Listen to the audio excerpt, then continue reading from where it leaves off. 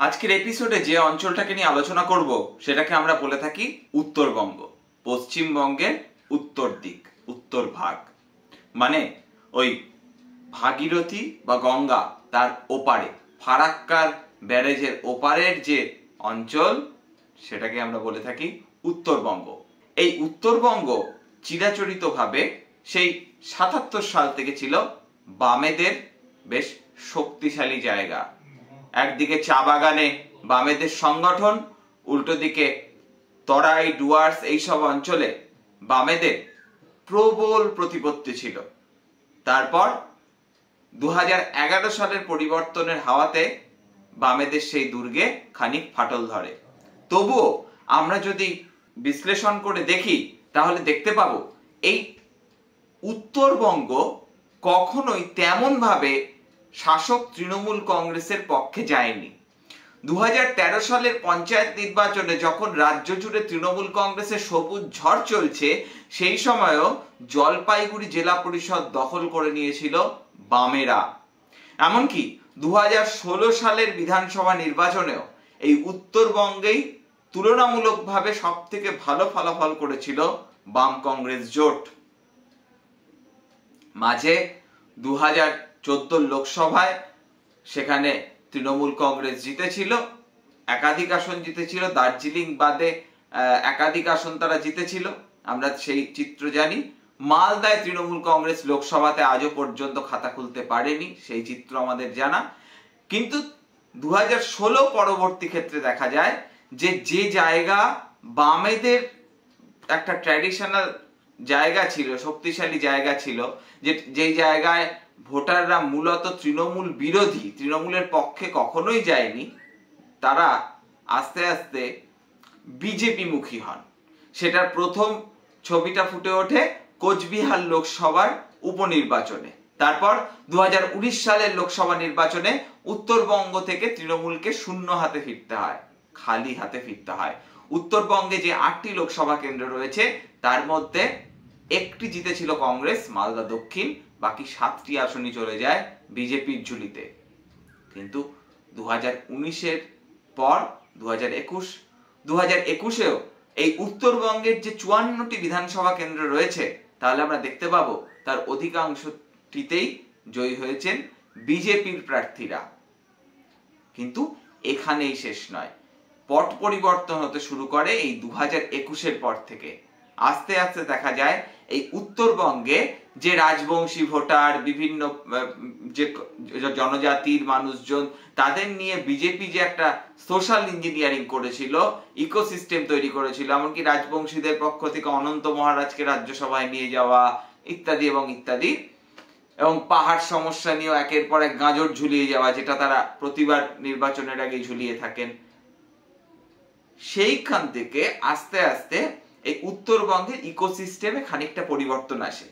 বিভিন্ন বাই ইলেকশনে আমরা দেখতে পাই যে শাসক তৃণমূল কংগ্রেস সেখানে জয় পাচ্ছে, এবং ২০২৪ সালের লোকসভা নির্বাচনে তো এসে আমরা দেখতে পাই কোচবিহার লোকসভা কেন্দ্র বিজেপির হাতছাড়া হয়ে যায়, এমনকি হেরে যান বিজেপির বলিয়ে কইয়ে উঠতি নেতা অমিত শাহের ডেপুটি নিশীথ প্রামাণিক। জগদীশ বর্মা বসুনিয়ার কাছে এই নিশীথ প্রামাণিক হেরে যান। এবার এই উত্তরবঙ্গ বিজেপির কাছে গুরুত্বপূর্ণ, তৃণমূলের কাছে গুরুত্বপূর্ণ। তার কারণ বিজেপির কাছে এলাকা বা মাটি ধরে রাখার দায় বা চ্যালেঞ্জ, আর তৃণমূলের কাছে বিজেপির কাছ থেকে যতটা পারো জমি ছিনিয়ে নাও। এই তো হলো গল্প। কারণ ওই অঞ্চলে আপাতত বাম শক্তির তেমন ভাবে কোনো সংগঠনই নেই। উত্তরবঙ্গের ২টি জেলায় কংগ্রেসের শক্তি আছে, সেটা হলো মালদা আর এটা হলো উত্তর দিনাজপুর।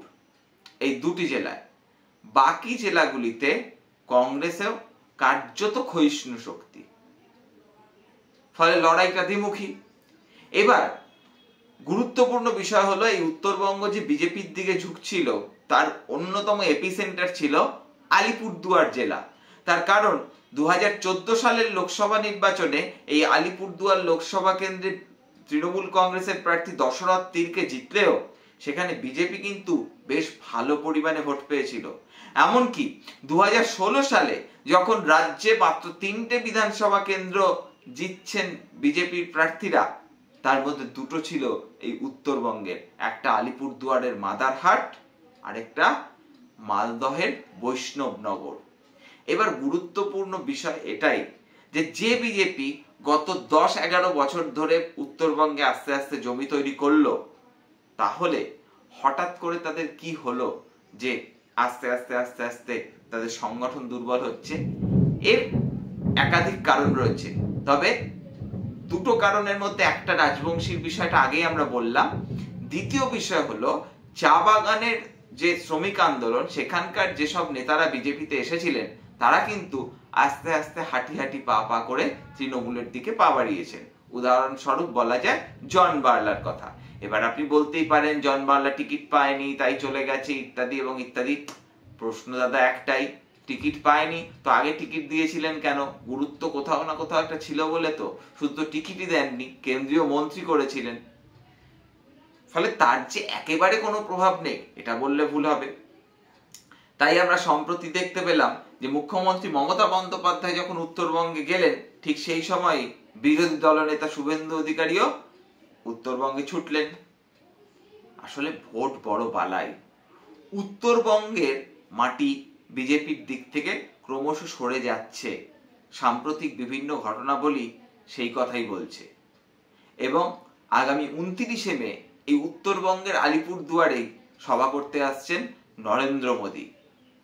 এবার দেখার এই যে মাটি সরে যাচ্ছে, সেই সরে যাওয়া মাটি কতটা নিজেদের দখলে ফের আনতে পারে বিজেপি, বা এই ক্ষয় কিভাবে রোধ করবে বিজেপি, বা উল্টো দিকে শাসক তৃণমূল তারাও আরো কতটা আগ্রাসীভাবে উত্তরবঙ্গে গোষ্ঠী কোন্দলকে দূরে সরিয়ে রেখে ঝাঁপাতে পারবে।